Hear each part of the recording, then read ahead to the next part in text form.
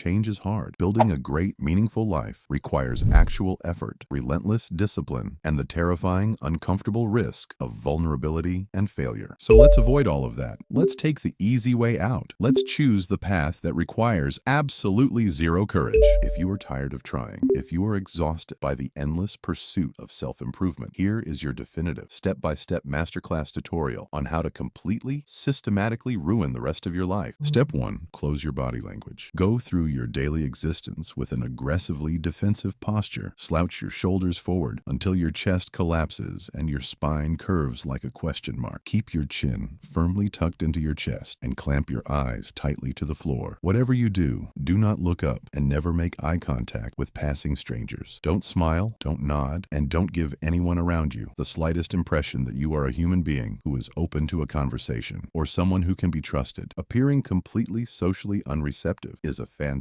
protective strategy. It will keep spontaneous human interactions to an absolute predictable minimum. People will see the invisible "do not disturb" sign glaring on your forehead. They'll get out of your way, and they will leave you completely alone to rot in your comfort zone. Now, hopefully, the world can just step aside, ignore you, and leave you to your own devices. Step 2. Whenever you feel a baseline level of emotional discomfort, check your phone. When you find yourself standing in a crowded elevator, or waiting in line for a coffee, or experiencing even 3 seconds of unstructured silence, immediately pull out your glowing rectangle. Even if you have absolutely no new notifications, even if you are just opening and closing the same 3 social media apps over and over again until your thumb gets sore, always look intensely occupied. If you look busy, you don't have to risk interacting with the chaotic reality around you. Real human beings are unpredictable. They are awkward. They might ask you a question you don't know how to answer, so don't risk it. Tickle your digital brainstem with short-form videos and cheap dopamine drops whenever you don't know what else to do with your hands. Make this your absolute automatic default reflex. Do it so frequently and so deeply that you genuinely forget how people are supposed to interact in the real world, further solidifying this mindless robotic behavior. Step 3.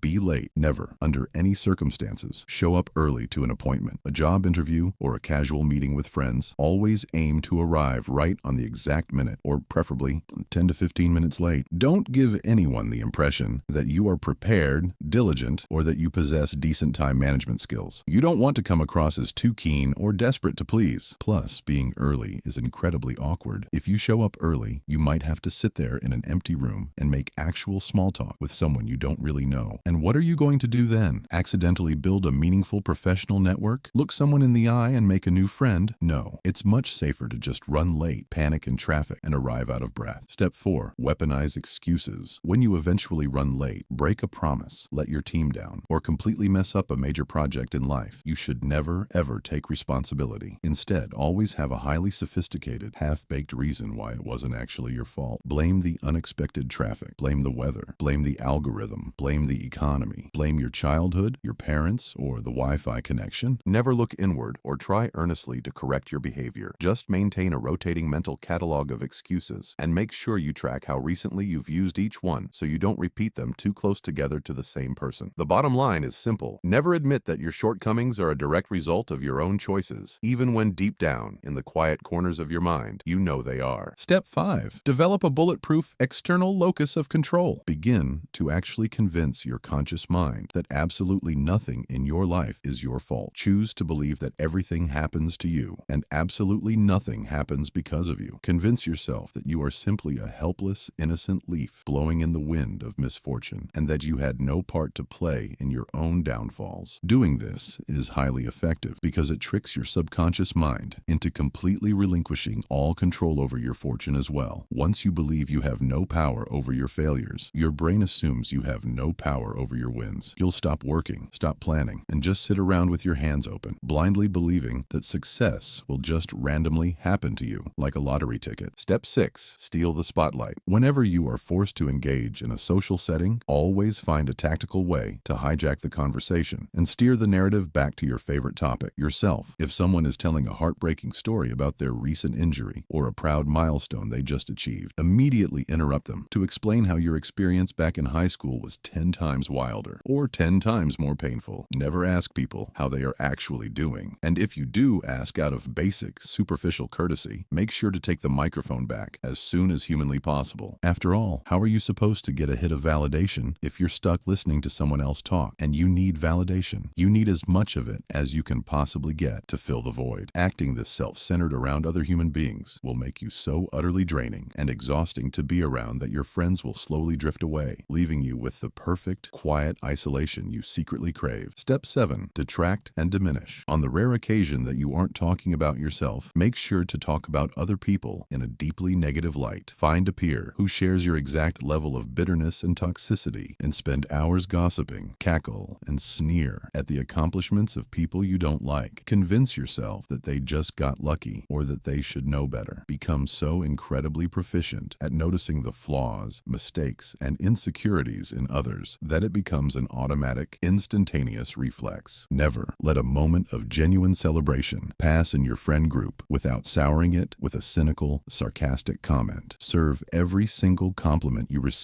on your backhand. If someone tells you your work was great, remind them of how bad the layout was. Let any words of affirmation rot in your wake. Step 8. Become a shapeshifter. Say one thing and do another. Act like a saint in public and act like a monster behind closed doors. Live your life as if you are 3 or 4 entirely different people, depending on who is currently watching you. Be a social chameleon. Adapt your morals, your values, and your political opinions on a dime just to please whatever room you are currently standing in. Be so completely unfamiliar with your own personal code of ethics that you eventually wake up, look in the mirror, and realize you have absolutely no sense of a core identity left. You are just a hollow shell, reflecting other people's expectations. Step 9. Wish but never plan. Never surrender yourself to the grueling, humbling effort of mapping out a practical, step-by-step strategy for your life. Refuse the humility of self-reflection. Simply wish for things to be different. Spend hours every single day lying around, daydreaming, and fantasizing about your perfect life, your perfect body, and your perfect career. Reject the cards you have been dealt, but refuse to play an active, aggressive role in the actual shaping of your destiny. Just lay there in the dark, cross your fingers, and wait for a knight in shining armor to come prancing down the hill to save you from the consequences of your own passivity. Step 10. Shrink. Regularly and deliberately participate in low-effort, low-value activities that slowly steal your life force away. Actively avoid any behavior, any workout, or any project that makes you feel strong, resilient, or capable. Always, under every single circumstance, choose the path of least resistance, the downhill slope. Convince your brain that short-term comfort is good for you and long-term discipline is a scam. Shrink your world, shrink your social circle, and shrink your ambitions until your entire existence fits perfectly inside the 4 walls of your bedroom. And finally, step 11, despair. Believe that you are entirely, fundamentally unworthy of redemption. Convince yourself that your specific flaws are completely unforgivable and that your past mistakes define you for the rest of eternity. Actively reject your own forgiveness. Subscribe to the fatalistic, comforting idea that no matter what you do from this point forward, you are destined for condemnation and failure. Believe that you are just a fundamentally bad person. And since human beings always tend to act according to what they truly believe they are, this deep belief will make it incredibly easy to continue making terrible choices. After all, why try? It's just who you are. It's in your genes. Live the rest of your days on this earth as if you have already been dead for 20 years, and it's simply too late to change a single thing. Tell yourself you had your shot, you blew it, and it's officially over. And congratulations, you have successfully, perfectly ruined your life. Now close your eyes, stay exactly where you are, and don't you dare try to change.